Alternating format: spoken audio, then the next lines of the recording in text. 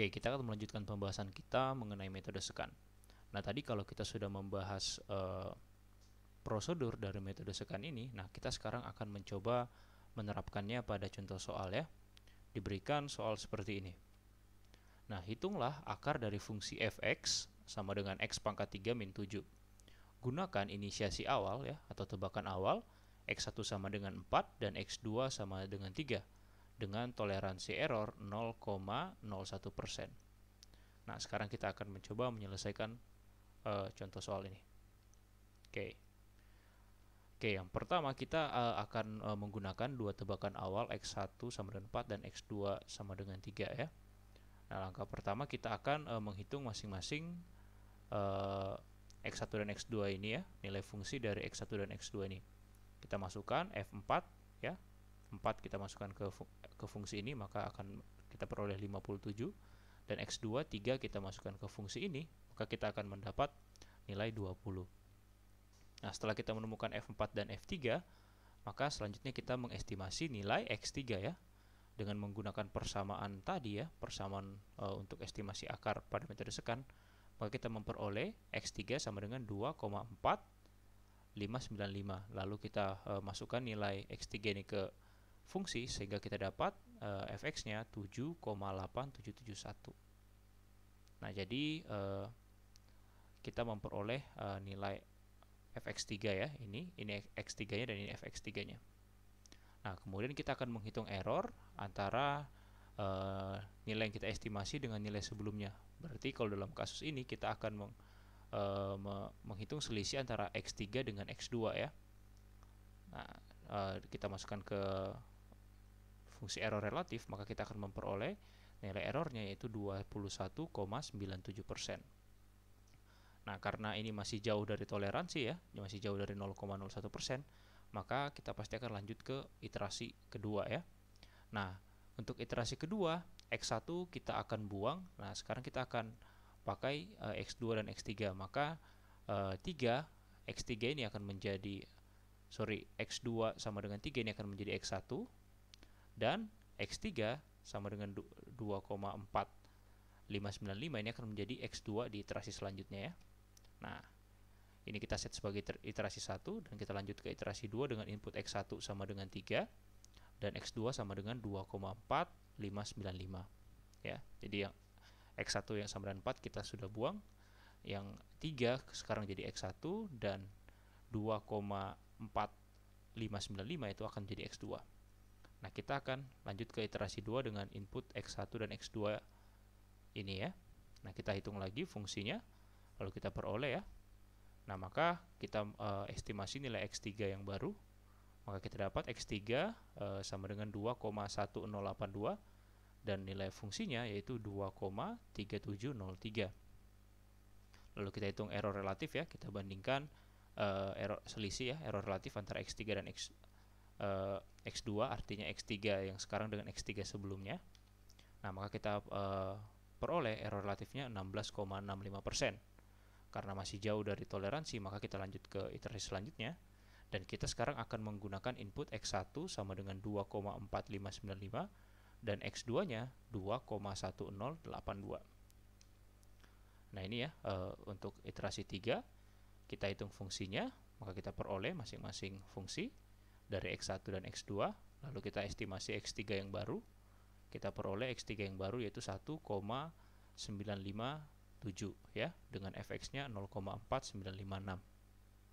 Kemudian kita hitung error relatifnya antara x3 dengan x2 atau x3 sekarang dengan x3 di iterasi sebelumnya, maka kita peroleh errornya 7,72% ya. Errornya semakin mengecil, namun masih di bawah 0, masih lebih besar dari 0,01%, maka kita masih lanjut ke iterasi selanjutnya ya. Nah, sekarang kita akan lanjut ke iterasi 4 dengan input x1 sama dengan 2,1082 dan x2 1,957. Nah, di iterasi 4 ya, dengan input ini kita akan memperoleh nilai fx-nya masing-masing. Lalu kita akan selanjutnya kita mengestimasi nilai x3-nya. Kita dapat x3 baru yaitu 1,9171 dan fx-nya 0,0457 ya, semakin mendekati 0. Lalu kita hitung error relatifnya dan kita dapat 2,0 ya. Nah, kita karena masih lebih besar dari 0,01%, maka kita lanjut ke iterasi kelima dengan input X1 sama dengan 1,957 dan X2 sama dengan 1,9171. Nah, jika tadi kita lanjutkan ke iterasi selanjutnya dengan prosedur yang sama, lalu kita lakukan tabulasi, maka nanti kita akan memperoleh hasilnya seperti pada tabel berikut. Nah, ini ya. Jadi mulai dari iterasi 5 sampai seterusnya kita akan memperoleh hasil seperti ini ya. Jadi ini nilai X1 yang dari awal tadi X1 X2, kemudian X3 nya ini fx1 fx2, dan ini fx3 dan ini errornya ya. Nah, kita lihat prosedur yang sama kita lakukan ya. Kita akan memperoleh error 0% itu pada saat iterasi ke-9 ya. Jadi kita memerlukan 9 iterasi untuk mencapai nilai akarnya. Maka X3 nya ya adalah 1, atau akar yang kita berhasil estimasi yaitu 1,91293 ya. Seperti itu. Nah, ini adalah contoh perhitungan akar dengan menggunakan metode sekan. Nah, sekarang kita masuk ke sisi terakhir ya. Kita akan mengimplementasikan metode sekan ini pada MATLAB ya. Nah, kita sebelum menulis script MATLAB, kita lihat dulu flowchartnya ya. Nah, ini adalah flowchart metode sekan yang sudah kita diskusikan sebelumnya. Nah, kalau kita buat flowchart ini ya, kita terjemahkan flowchart ini ke dalam script pemrograman MATLAB, maka kita dapat menuliskan script seperti ini ya.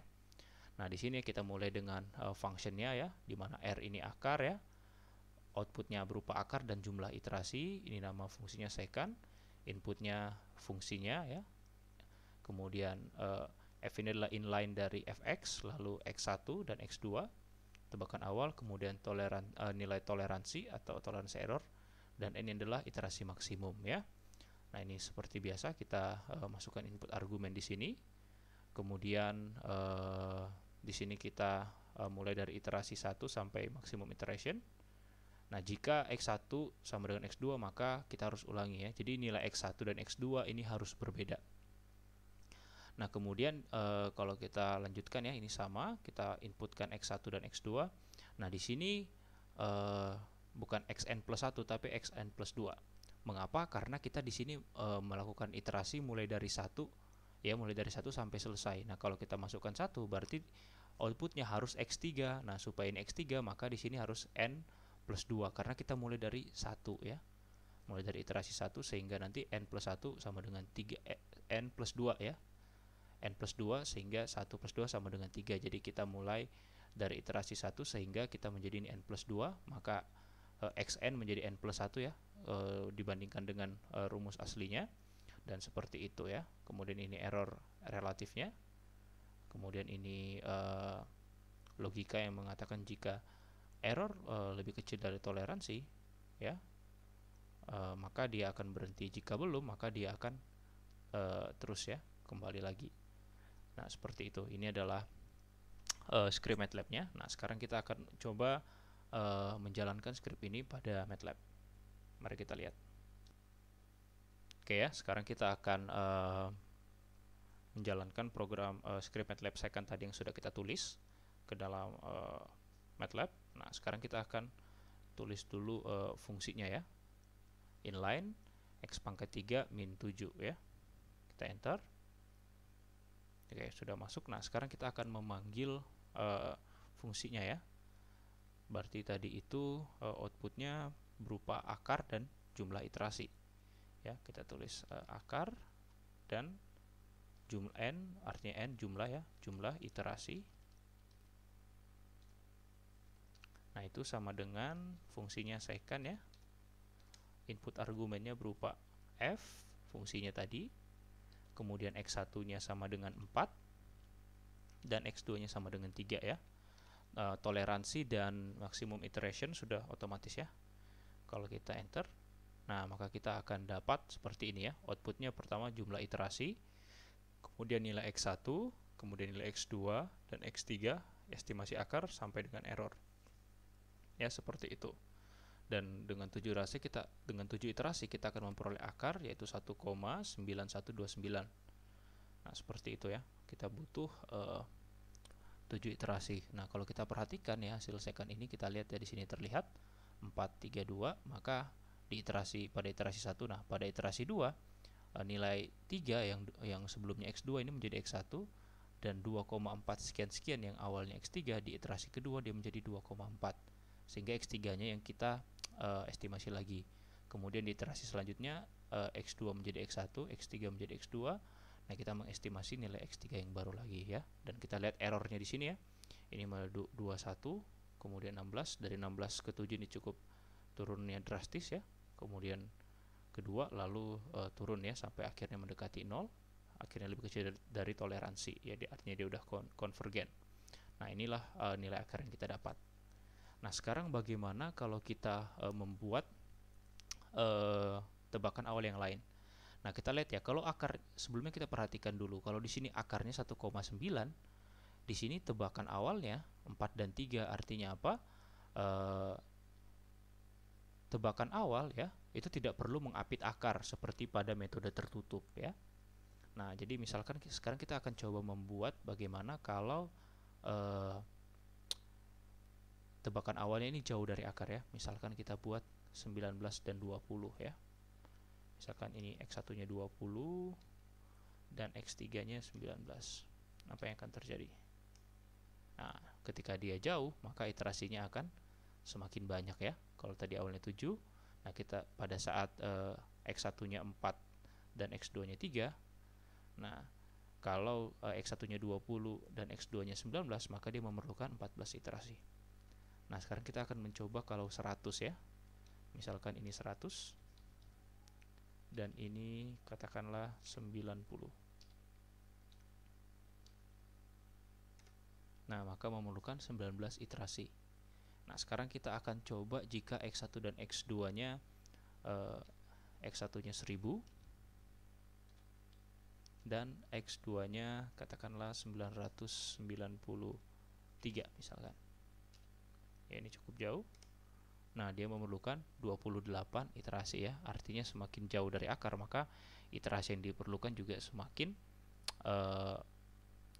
banyak. Nah, jadi kalau kita mau mencari akar dengan efisien, maka kita harus sebisa mungkin membuat tebakan awal sedekat mungkin dengan akar yang kita cari ya. Nah, itulah penerapan metode secant pada MATLAB. Oke, sekarang kita akan melihat kelebihan dan kelemahan dari metode secant. Yang pertama, kelebihan ya, metode secant itu tidak memerlukan derivatif atau turunan fungsi ya. Seperti metode Newton-Raphson ya, kita perlu menemukan turunan pertama dari fungsi yang kita cari. Nah, kalau fungsinya masih sederhana atau masih bisa dicari turunannya itu masih gampang. Nah, tapi tidak semua fungsi itu dapat dengan mudah dicari turunannya, sehingga perlu usaha yang lebih ya untuk menghitung turunan pertama dari fungsi apabila fungsinya cukup kompleks. Nah, kemudian kelebihan lainnya, metode secant ini dia menggunakan dua nilai tebakan awal, yang mana nilai tebakan awalnya ini tidak harus mengurung atau mengapit akar seperti metode tertutup ya. Tadi kita sudah lihat ya, ketika kita menggunakan nilai 4 dan 3 yang tidak mengapit akar, kita tetap menemukan akarnya. Bahkan dengan dua nilai yang sangat jauh, yaitu 1000 dan 900-an, kita tetap mencapai akar meskipun kita menggunakan jumlah iterasi yang kita memerlukan iterasi yang lebih banyak seperti itu. Nah, kekurangannya metode secant ini tidak selalu konvergen ya. Jadi tidak seperti metode lainnya ya, yang dia pasti konvergen. Nah, kalau metode secant ini dia tidak selalu konvergen. Oke, itulah kelebihan dan kelemahan dari metode secant. Oke ya, demikian diskusi kita untuk pembahasan kita mengenai metode secant. Jika ada pertanyaan, silahkan sampaikan di grup atau di kolom komentar.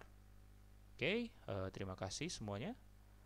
Silahkan ya kerjakan soal-soal latihannya, karena dengan banyak latihan nanti Anda akan semakin mahir dan semakin paham dengan metode ini. Terima kasih semuanya. Salam sehat.